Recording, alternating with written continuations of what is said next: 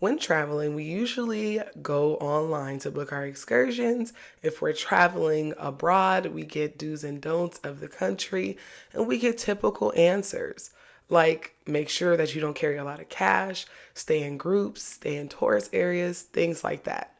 I've been thinking about booking a trip to a country, and some of my clients are from that said country. So I asked one of my regulars, what are some of the do's and don'ts to traveling to this country? And her answers actually shocked me.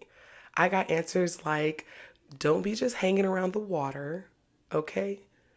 If you hear sinking from the water, run. You're not allowed to go outside at a certain time of night. It's too dangerous. That is the spiritual time, and you don't want to be caught outside. And if you do happen to get caught outside, make sure if you come across a random animal in the middle of the road that you try to avoid it and pass. What happens to the regular travel advice, sis? So, of course, her answer made me go down the rabbit hole. And since I went down the rabbit hole, I'm grabbing you and we're going down together. Get your popcorn.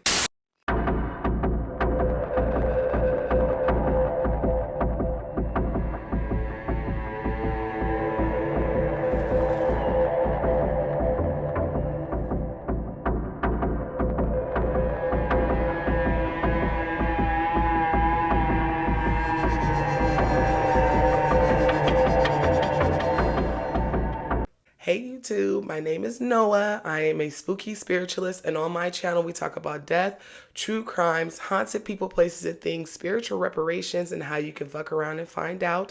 If you are not subscribed to my channel or not following me on TikTok, I highly recommend that you do so now. If you're already following me, make sure you have your notification bell on so you can get updates anytime that I post. On today's rabbit hole, we're going to be talking about the beautiful country of Haiti. Okay, I've been trying to get to Haiti for the longest. I was taught about Haiti, but there's certain things that only a local or a child of a local would know. So, of course, after I was told this information by my client, I went where anybody with common sense would go.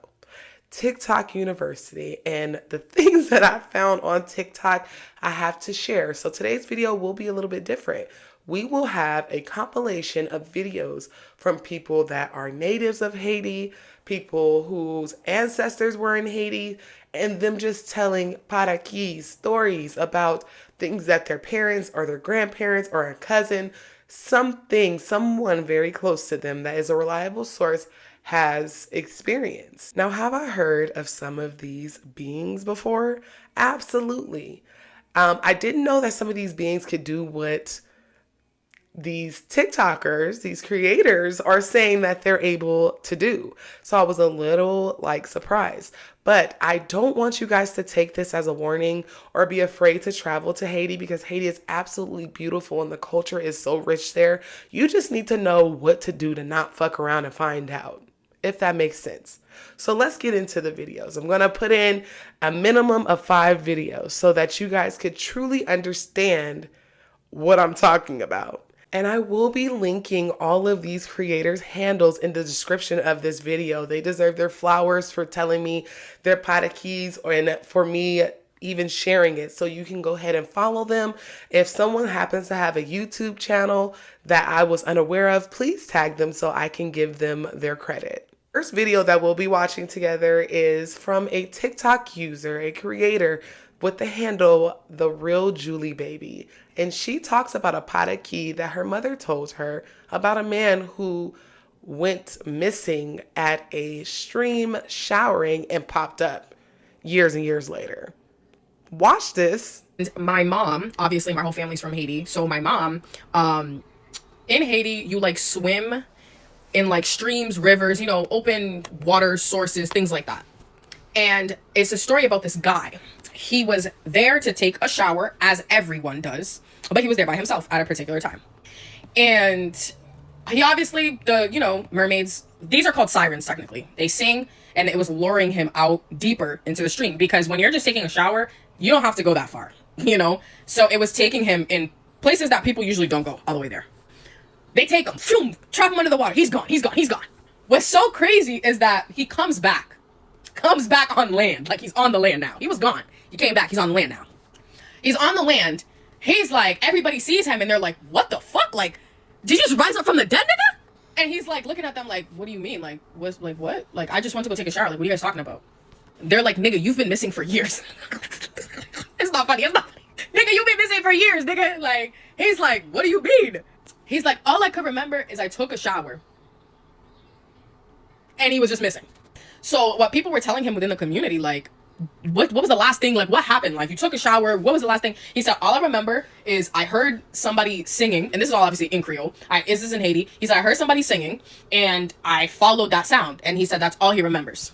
Obviously, the folklore in the Caribbean on mermaids is that once they lure you into whatever body of water that they lure you into, it doesn't matter if it's a sea, ocean, river, whatever, a ravine, whatever.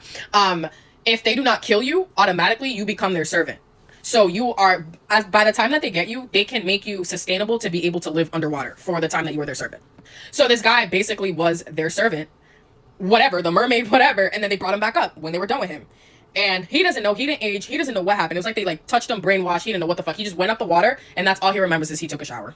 So I have heard a lot of stories about La Sarine. Okay? They do not play. Everybody wants to act like mermaids don't exist, but my African and Caribbean people, they know what it is. This is not the first, second, or 16th time I have heard of people being kidnapped by mermaids.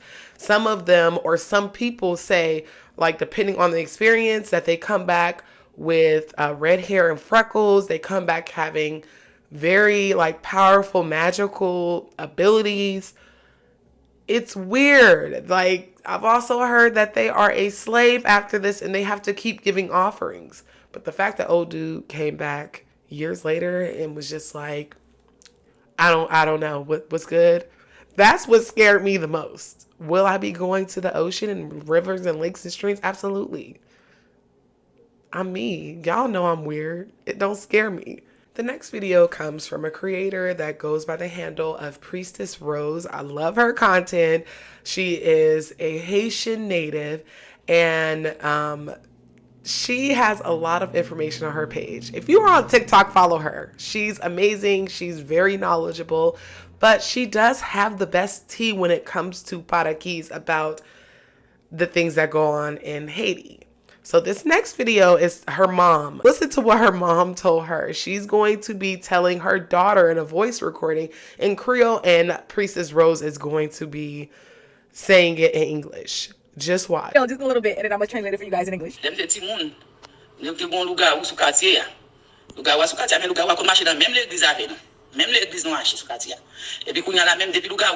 said that back in the day, when they used to go to church, there was this witch. One morning, they came to church on Sunday, and the pastor, and they're a really good, genuine pastor with real serious power in Haiti. I can't speak for anywhere else, but I know in Haiti, they be some real godly people. So the pastor goes, I know that there are some people who come to church that are witches. On Saturday, y'all fly and y'all go do all of these evil acts, and then on Sunday, y'all come to church trying to pretend like y'all righteous, like y'all good people. But I know exactly what you are, and I can see through you. And I'm warning you right now, when it comes time to receive communion, if you come in and you get communion, I promise you that it will be stuck in your throat. I know how it is, right? People just be like, they bluffing, they kidding, ain't no way. Ain't no way. You know, the time comes, it's time to get up to receive communion. Why this lady know that she's a witch, a lugau, and she really walked up and got communion? Bro, sure enough, just like the pastor said, the fucking thing got stuck in her throat and she couldn't talk anymore. She literally became mute. So then her daughter comes back. And remember, witches, most of the time, they will have children. Her daughter comes with her, and her daughter says to the pastor, like, can you please undo whatever it is that you did to my mother? She has been mute. She can't talk ever since she went up to get communion. She's not able to verbally communicate. The pastor just looked at her and said, you knew what you were, and I gave you a fair warning. I told you that if you come up and receive communion, what was going to happen to you, and you didn't need my warning. What is done, and it cannot be undone. Now deceased, this woman spent the rest of her life mute. I don't feel bad for old sis for getting that cracker or whatever it was stuck in her throat, because he warned them. But it kind of makes me question, okay, so if you're at church, right, and you are studying out of the Bible, How were you able to do that? How? And if someone is Haitian and knows the answer, please let me know in the comments because I'm a little curious. Spell casting in Christianity is like necromancy. So I'm a little confused how the preacher was able to speak this into fruition. But that was a good one. The next video comes from a content creator named Queen Anne, and she talks about an experience that terrified her as a child for good reason, especially when it involves your mother, the safe space for you as a child. So my parents were very religious. My mother used to do Bible study at our neighbor's house every Thursday. So one Thursday, she was getting ready to go to Bible study, and I always attended Bible study with her. So she was getting ready in her room. While I was in the backyard, I could see through the house. I looked through the house, I saw my mother leaving to go to the Bible study. So I ran after her. She started walking faster and faster. I called her name. I screamed her name. She never turned around. I walked faster and faster trying to, catch up with her. I could not catch up with my mom. She went through a corridor that was really, really dark. I went through the corridor, which was the wrong way, but I didn't question anything because that was my mom. So finally, she stopped near the ocean. I finally caught up with my mother. I grabbed her hand. I grabbed her clothes and I said, Mom, I've been running after you. Why didn't you stop? And what are we doing here? This person just turned around and looked at me. It was a totally different woman. I have never seen this woman before, and I never see her again. So I let her hand go and I ran back home. I ran for my life. And when I got home, surprise, surprise, my mother was wearing the same outfit that this woman, whoever she was wearing. Yeah. As a child, I would have been terrified because what? The same outfit. She literally thinks this is her mother. I mean, the same walk, the same clothes, just to get back home and figure out that's not her mama and her mama's still at the house getting ready. I'm gonna need somebody to explain it. Comment down below if you understand what this was. The next story comes again from Priestess Rose. I told y'all she'd be having the tea and it'd be piping hot. And this story is regarding a man and his mistress and how he figured out that she was a lugao. And two things could be the same in different cultures because in Native American culture, these are called skinwalkers. And in Haitian culture, they're called lugaos. So just watch this video because I feel like the spiritual reparations were chef's kiss because you shouldn't have been cheating in the first place. Watch. Another witch story. On lugar ou même, on messieurs. There was a man. Let me just tell you the story in English without the voiceover. So there was a married couple who hired a maid to help around the household. The woman flew to America. Soon after, the maid and the husband became intimate. They started to sleep with each other. Every night they slept together. Again, when witches get up in the middle of the night to go do their little deed, if they are with a man, if they have children in the house who don't know of their true nature, what they will do is put them under a sleeping spell, an enchantment. I will not tell you how you can know if a witch has put an enchantment spell on you because I know what happens when you say certain things on this app. But if I was to give you guys a hint, it would be to check under your pillows. Now, one night, the spell was weaker than usual. So the man woke up in the middle of the night and noticed his girl wasn't by his side. He became very worried. All kinds of questions were running through his head. Like, where did she go? Is she with somebody else? But he waited up for her to come back home. And then all of a sudden he heard a strange noise. So he stepped outside and all he saw was a big smoke. And in the smoke, what was descending down to the ground? A big old fucking turkey. When it landed and touched the ground, there stood his mistress. The man, in utter shock, asked her, "Honey, where have you been?" And she has the audacity to respond, "Oh, I've been around. I haven't really been far." My dude said, "Oh, okay. You wasn't far. All right, now I see exactly what you are." Still shocked, baffled, confused, but he understood and ended the relationship and sent her packing. Listen, old boy got what he deserved. You shenan once, then you gonna shenan again. And I bet you he won't shenan again.